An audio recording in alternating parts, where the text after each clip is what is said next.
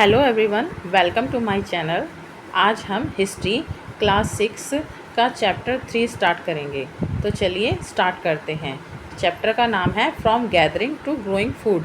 मतलब कि जो है फूड को उगाना, मतलब अपने खाने को उगाना और इकट्ठा करना। ठीक है। नीनो's लंच, नीनो का lunch. Nino was eating her favourite food, boiled rice, squash, pumpkins, beans, and meat. Her grandmothers had grown the squash, pumpkin, and a bean in the little garden plot at the back of her house. She remembered the food has been so different when she had been in a Madhya Pradesh as part of a school trip. It was hot and spicy. Why was that so? अब ये क्या है, नीनूस जो है अपना favourite खाना खा रहा है। स्कूल में जब उसका लंच हुआ है तो अपना फेवरेट खाना खा रहा है। वो क्या क्या खा रहा है? वो उबले हुए चावल, स्क्वैश, पम्पकिन जो होते हैं ना, सीताफल होता है वो, और बीन्स और मीट वगैरह, वो ये सब खा रहा है जो कि उसे बहुत पसंद है, उसका फेवरेट फूड है। और उसकी ये जो सब है उसकी ग्रैंड मदर ने अपने छोटे से गार्डन प्लॉट के अंदर, जो कि उसके घर के पीछे है, उसमें ये सारी सब्जियां उन्होंने उगाई हैं और वहीं से ही उन्होंने तोड़कर और ये लंच उसका लिए प्रिपेयर किया है। और उसे याद है, अब इतने में नीमो जो है याद करता है कि एक बार जब वो अपनी स्कूल ट्रिप पे गया था तो जो वो अभी खाना खा रहा है और जो उसको उस स्कूल ट्रिप पे मिला था वो बहुत ही डिफरेंट था, बहुत अलग था। तो नीमो कहता है ऐसा क्यों? वैरायटीज़ ऑफ फूड, फूड की खाने की बहुत सारी वैरायटियाँ, मतलब तरह तरह के खाने। Today most of our food such as a fruits, vegetables, grain, milk and a meat comes from a plant that are grown, and animals are that are red.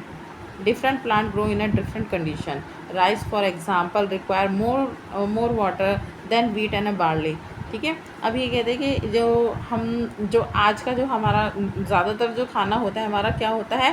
Fruits होते हैं, वेजिटेबल्स होते हैं, दालें, अनाज होते हैं, और क्या होता है? मिल्क और मीट होता है, जो कि हमें प्लांट और एनिमल दोनों से मिलता है, जिन्हें हम पालते हैं या फिर जिन प्लांटों को हम उगाते हैं। अभी कहते हैं कि जो प्लांट होता है ना, वो अलग अलग वेदर कंडीशन में, अलग अलग मौसमों में उगते हैं, जैसे कि और अलग अलग तरह से उगते हैं। जैसे कि चावल, एग्जाम्पल के लिए चावल लेते हैं, तो चावल को उगाने के लिए जो अनाज और जौ वगैरह में जितना पानी चाहिए, उससे बहुत ज़्यादा पानी चावल उगाने के लिए चाहिए होता है। ठीक है ना।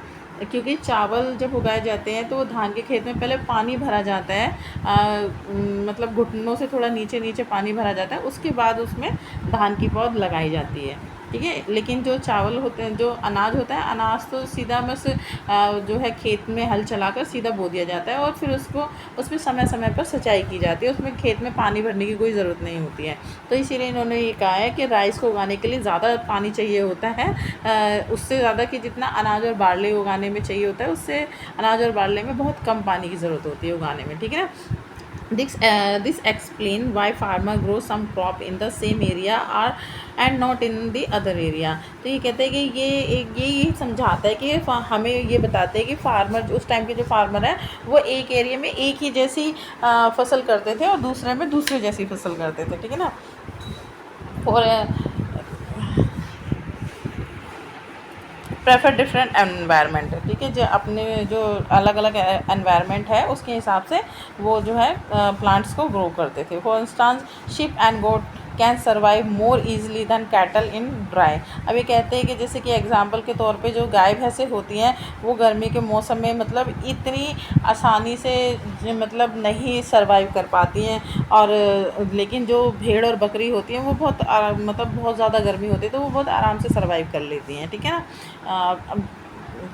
अब but as you show in a chapter 2, women and a man did not always produce their own food. The beginning of the farming है ना, हर्डिंग। अभी कहते हैं कि कृषि मतलब खेती बाड़ी और एनिमल्स जो है भेड़ बकरियां पालने की शुरुआत कहाँ से हुई?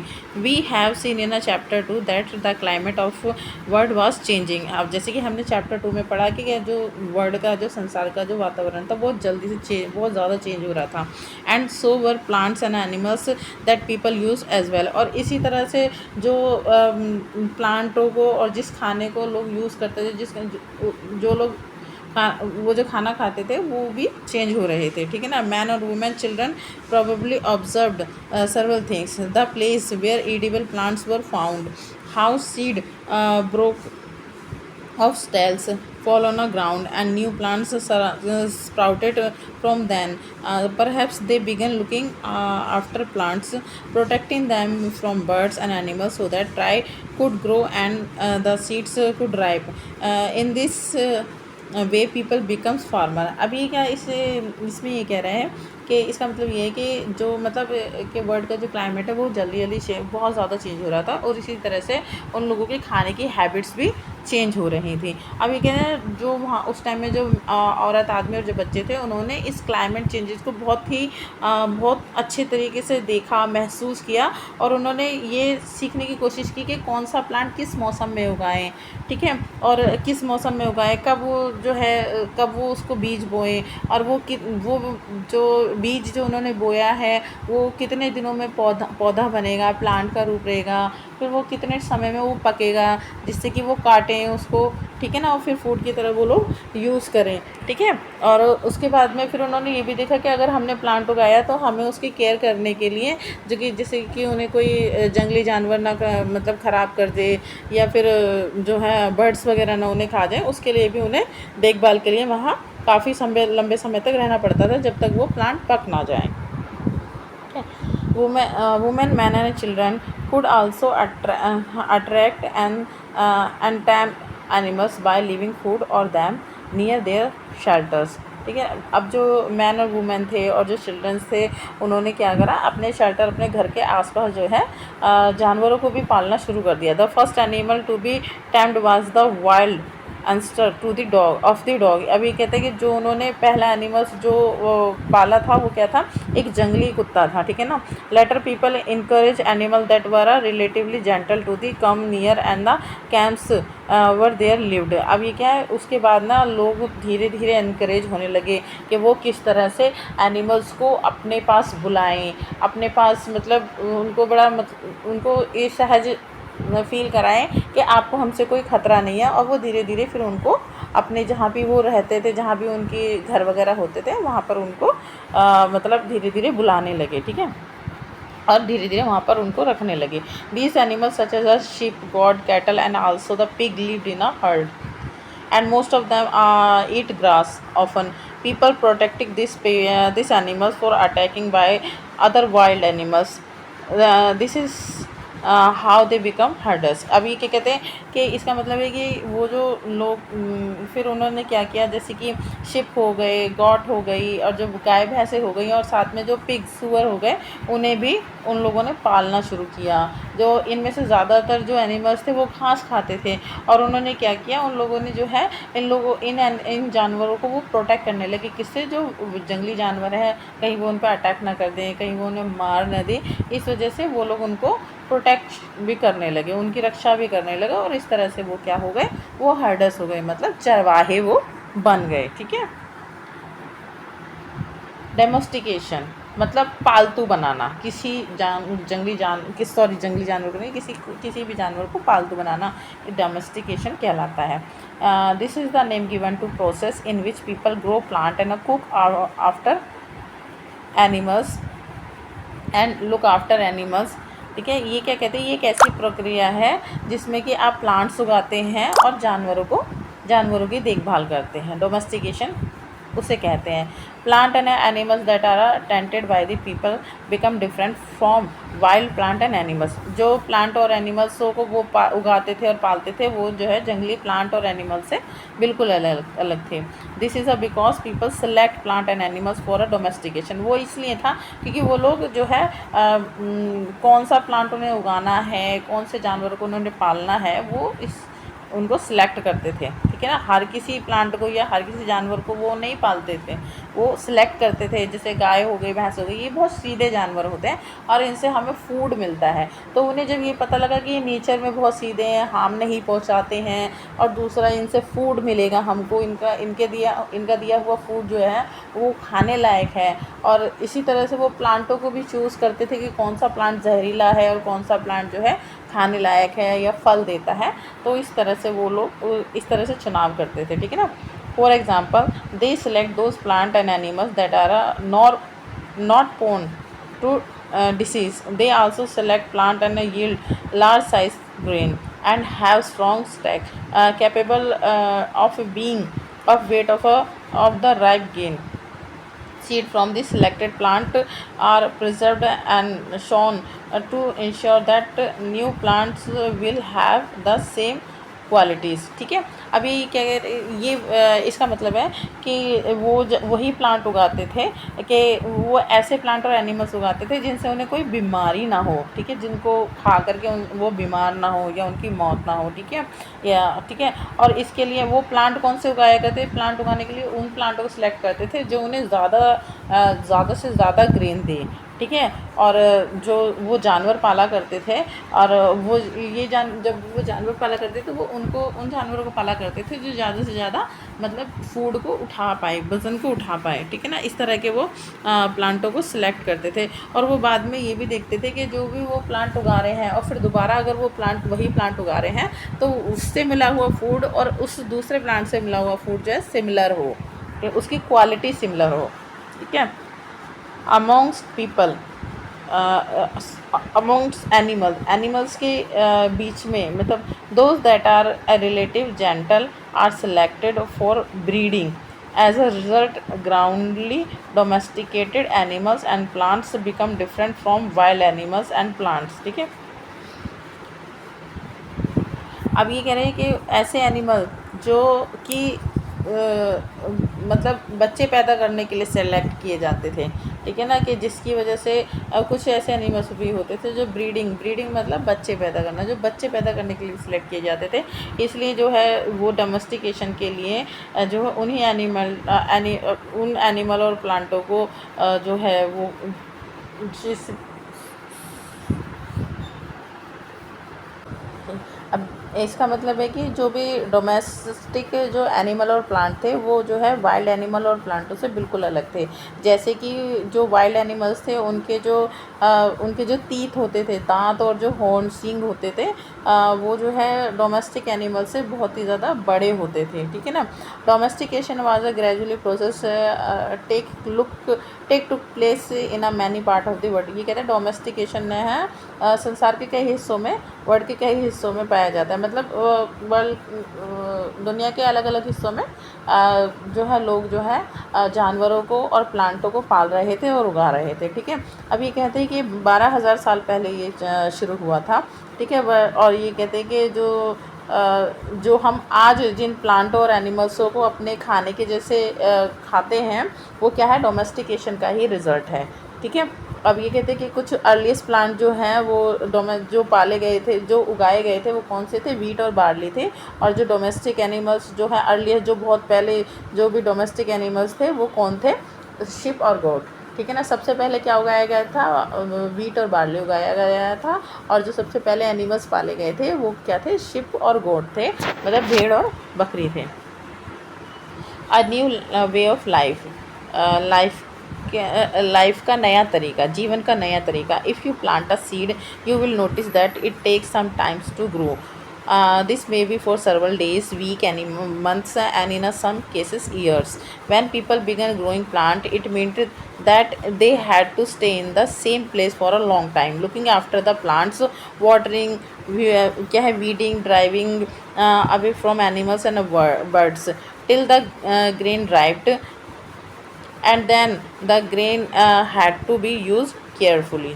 ठीक है, अभी क्या कहते हैं, इसका मतलब है कि जब भी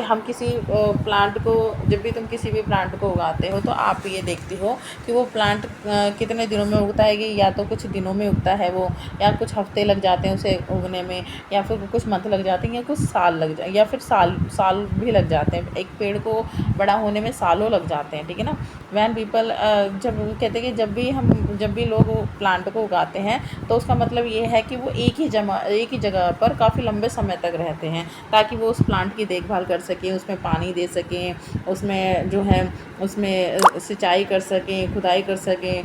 ठीक है ना, उसमें और फिर उसको जंगली जानवर या फिर बर्ड्स वगैरह उसको ख़राब ना कर दें, उसका भी ध्यान रखते हैं जब तक कि वो उसका जो ग्रेन है, जो अनाज है, वो पक ना जाए। और उसके बाद उस ग्रेन को बहुत ही ज़्यादा मतलब ध्यान से यूज़ करते हैं, ध्यान, ठीक है।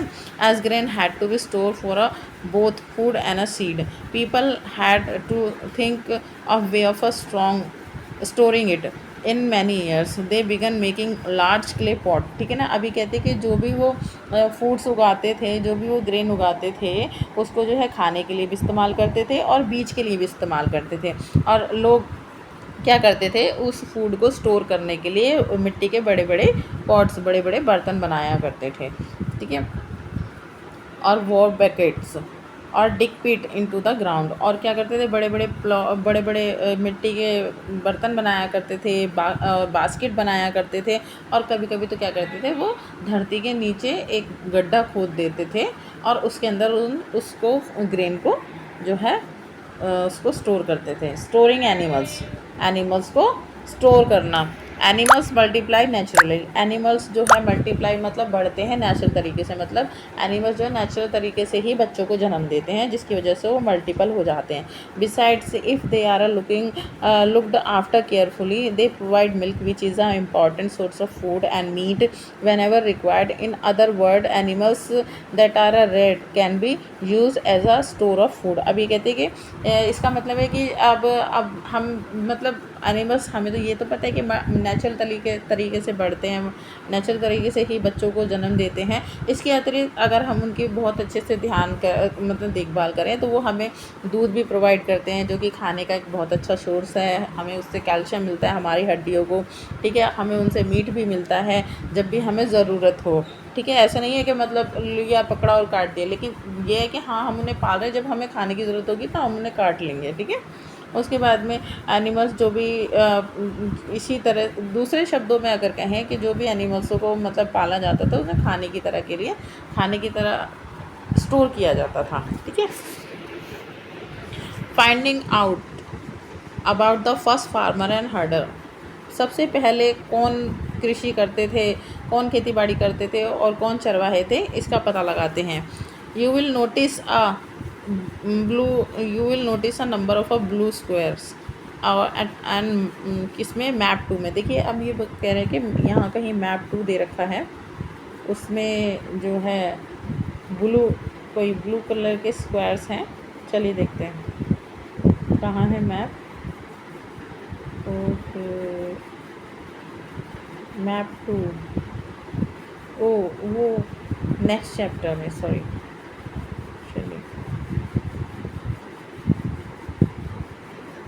चलिए आप पढ़ते हैं हम, ठीक है। You will notice a number of a blue squares, each marks a site from where archaeologist have found evidence of early farmer and herder. ये कहते हैं कि मैप 2 में जो है ब्लू स्क्वायर्स दिखा रखे हैं, वो ये क्या बताते हैं कि वो आर्कोलॉजिस्ट को वो हर साइट बताते हैं जहाँ आर्कोलॉजिस्ट को सबसे पहले जो लोग कृषि करते थे या फिर चरवाहे थे, उनके बारे में वहाँ पर आर्कोलॉजिस्ट को एविडेंस मिले हैं। These are found all over the subcontinental, ये जो साइट हैं वो सब कॉन्टिनेंटल में हर जगह पाई गई हैं। Some of the most important ones are in the north west in the present day Kashmir. सबसे ज़्यादा जो ज़रूरी उनमें से एक जो है, जहाँ पर सबसे ज़्यादा एविडेंस मिले हैं, वो कहाँ पर है, नॉर्थ ईस्ट में है, जो आज के समय में क्या है, कश्मीर में है। वहाँ एक साइट मिली है जो जहाँ पर सबसे ज़्यादा वो हैं एविडेंस पाए गए हैं अर्लियर फार्मर एंड हर्डर के। And the east of the south India, और साउथ इंडिया के ईस्ट में भी जो है सबसे ज़्यादा कृषि करने के एविडेंस पाए गए हैं, कृषि करने के। और जो है हार्डर्स जो चरवाहे हैं, उनके जो है एविडेंस जो है आर्कोलॉजिस्ट को सबसे ज़्यादा कश्मीर में और साउथ इंडिया के ईस्ट में पाए हैं, ठीक है। To find out whether these sites were settlement of farmer and herder, scientist study evidence of plant and animals bone. One of the most existing find includes remains of burnt gain.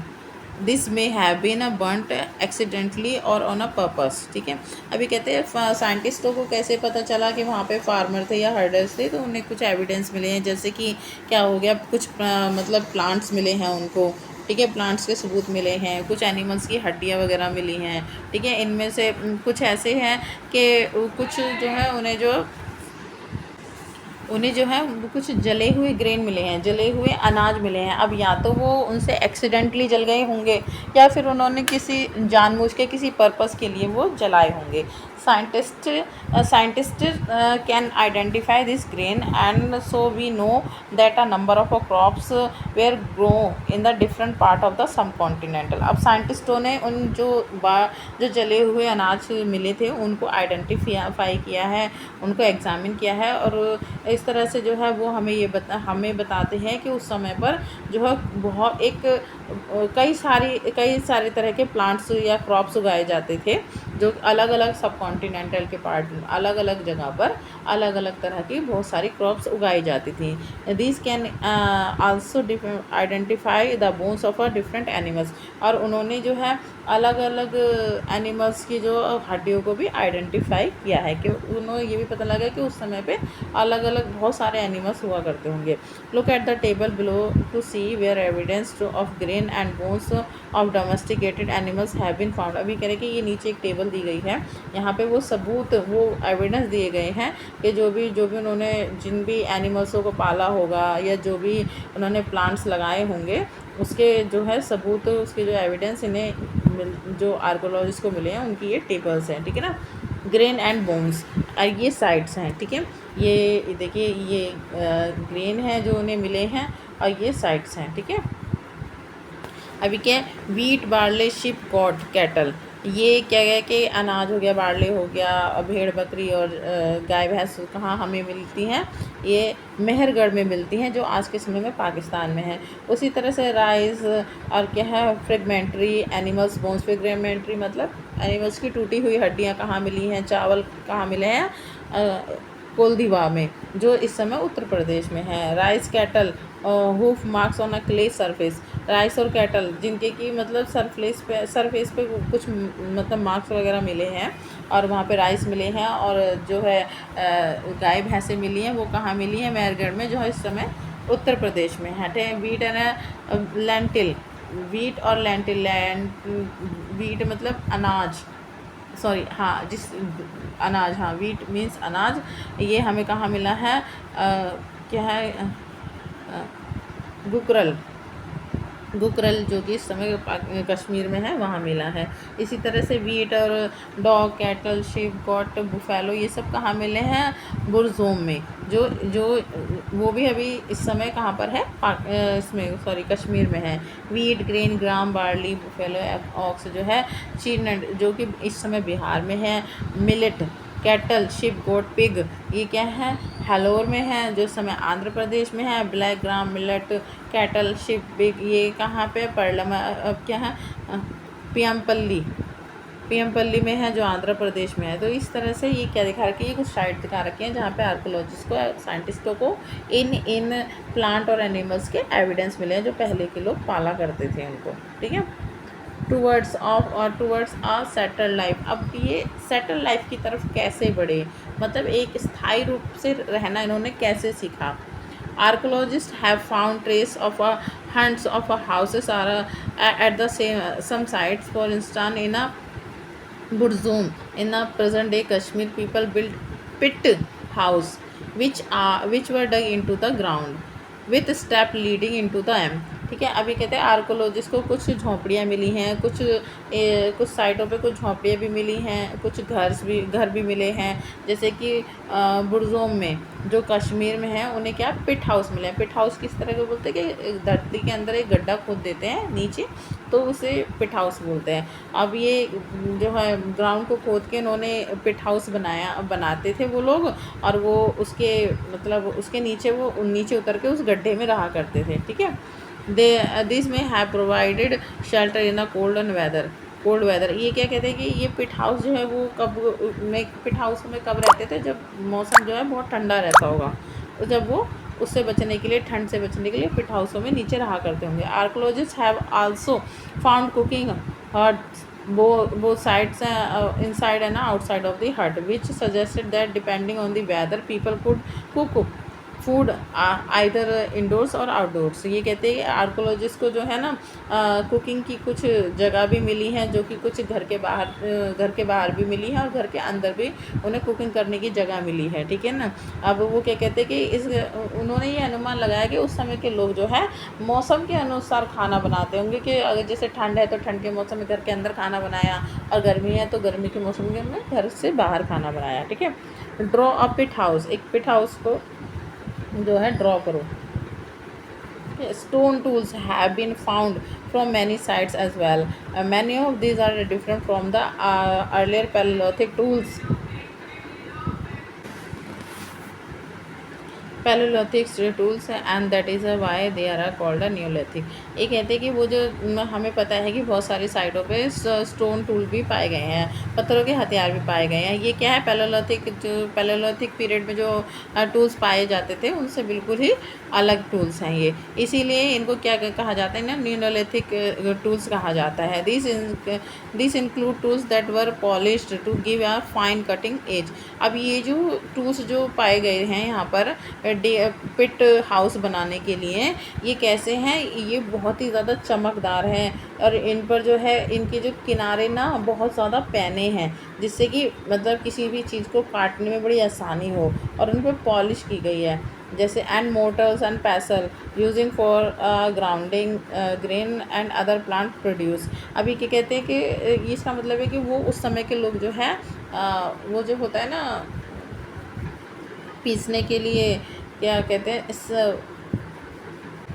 हाँ, वो लोग उस समय पर वो जो कहते हैं मोटर और पैसल का मतलब होता है ओखली और उस मूसल, जिसको जिसको कि गेहूं को पीसने के लिए या फिर किसी और चीज़ को, मसालों को पीसने के लिए यूज़ किया जाता था, या प्लांटों को पीस लेने के लिए यूज़ किया जाता था। तो उस समय के लोग ये मोटर और पैसल को भी यूज़ किया करते थे।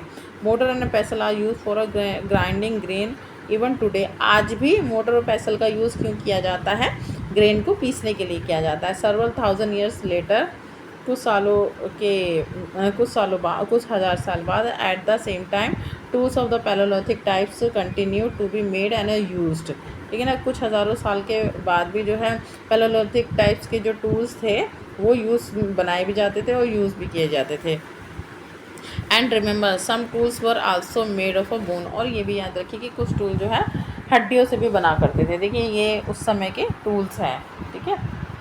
New stone tools, compare this with the tool shown as a page 13। Can you see any similarity or a difference. ये देखिए, ये कह रहा है कि ये नई तरह के स्टोन टूल्स हैं, इन्हें कंपेयर कीजिए जो पहले के स्टोन टूल पाए गए थे पैलेयोलिथिक पीरियड में, और उन्हें सिमिलैरिटी और डिफरेंस को डिस्क्राइब कीजिए। Many kinds of earthen pots have also been found। ये कहते हैं कि बहुत सारी तरह के जो मिट्टी से बनाए हुए जो पॉट हैं वो भी मिले हैं। These were sometimes decorated and were use for a storing things. ये कहते हैं कि इनमें से जो कुछ होते थे, ये इनमें से जो कभी कभी क्या होते थे वो बड़ी डेकोरेट भी करे हुए रहते थे, जैसे घड़े वगैरह को डेकोरेट कर लेना, पेंटेड कर लेना, ठीक है ना। और इन्हें जो है बहुत सारी चीज़ों को स्टोर रखने के काम में यूज़ किया जाता होगा। People began using pot for cooking food, especially grain like rice, wheat and lentil, and that now become an important part of the diet। ये कहते हैं कि जो उस समय के जो लोग थे वो मिट्टी के बर्तनों को क्यों यूज़ करते होंगे, वो या तो खाना बनाने के लिए यूज़ करते होंगे, जैसे कि क्या हो गया, चावल पकाने के लिए और अनाज पकाने के लिए, इन सब को पकाने के लिए वो यूज़ किया करते होंगे, जो कि उनकी डाइट का, उनके खान पान का बहुत ही ज़्यादा ज़रूरी हिस्सा थे। क्या, चावल, वीट और meet. Beside they begin weaving cloth using different kinds of materials, for example cotton that could now be grown। अभी कहते हैं कि वो उस समय पर जो है कपड़े भी बुनना उन्होंने चालू कर दिया था, जिसके लिए उन्हें अलग अलग मटेरियल की ज़रूरत होती थी। जैसे कि एग्जांपल के लिए वो कॉटन का यूज़ करते थे कपड़ा उगाने के लिए, कपड़ा बनाने के लिए, जो कि वो खुद ही उगाया करते थे उस समय पे। Did things change everywhere and all the at once. ये कहते हैं कि चीज़ें ना हर जगह चेंज हो रही थी। Not quite in many years man and women still continue to hunt and gather food. कहते हैं कि बहुत बहुत सारे एरियाओं में जो आदमी और औरत हैं वो लगातार जो है शिकार कर रहे थे और खाना इकट्ठा कर रहे थे। And elsewhere people adopt farming and herding slowly. और इसी तरह से उन्होंने, लेकिन वो जो ना फार्मिंग और जो हार्डिंग, जो मतलब एनिमल्स को पालना और प्लांटों को उगाना, फार्मिंग कृषि करना, क्या वो धीरे धीरे एक्सेप्ट कर रहे थे। मतलब हंटिंग और गैदरिंग तो वो लगातार कर रहे थे, लेकिन फार्मिंग करना और हार्डिंग करना जो है ना उन्होंने धीरे धीरे शुरू किया। Over several thousand years, beside in a same cases, some cases people try to combine these activities, doing different things during different season। अब ये क्या क्या मतलब कई हज़ार साल बाद उन्होंने क्या किया, आदमी वो उन लोगों ने जो है इन दोनों एक्टिविटीज़ को धीरे धीरे मिलाकर करना चालू कर दिया। मतलब पहले वो सिर्फ क्या करते थे, वो हंटिंग और गैदरिंग करते थे, शिकार करते थे और खाना इकट्ठा करते थे। लेकिन कुछ सालों के बाद उन्होंने धीरे धीरे क्या भी करना चालू कर दिया, उन्होंने खेती बाड़ी भी करना चालू कर दिया और अब जानवरों को पालना भी चालू कर दिया। लेकिन उसके कुछ हज़ारों साल बाद उन्होंने क्या किया, इन दोनों एक्टिविटीज़ को मिक्स कर लिया और वो अलग अलग डिफरेंट डिफरेंट वेदर में, डिफरेंट डिफरेंट समय में, सीज़न में, अलग अलग सीज़न में अलग अलग तरह की जो है एक्टिविटीज़ किया करते थे। जैसे कि अगर सीज़न खेती वाला होता होगा तो वो खेती करते होंगे, और जंगली जानवर जैसे जानवरों की जो है बच्चे पैदा करने का समय अगर उन्हें पता लग गया था, तो जब वो बच्चे पैदा करने वाले होते होंगे तो उससे कुछ समय पहले वो जानवरों को पालना शुरू कर देते होंगे। और उसी तरह से वो शिकार, और जब जो है शिकार का समय होता होगा तो वो शिकार के मौसम में शिकार करते होंगे और फूड इकट्ठा करते होंगे। तो इस तरह से उन्होंने धीरे धीरे क्या किया, इन दोनों एक्टिविटीज़ को कंबाइन करना जो है उन्होंने। तो चलिए अभी हम इस वीडियो को यहीं पर ख़त्म करते हैं, और इस चैप्टर का जो नेक्स्ट पार्ट है मैं नेक्स्ट वीडियो में कवर करूँगी। तो ठीक है, तब तक के लिए बाय। और प्लीज़ अगर आप मेरे चैनल पे नए हैं तो प्लीज़ मेरे चैनल को सब्सक्राइब कीजिएगा, लाइक कीजिएगा और अपने फ्रेंड्स के साथ शेयर कीजिएगा। Okay bye.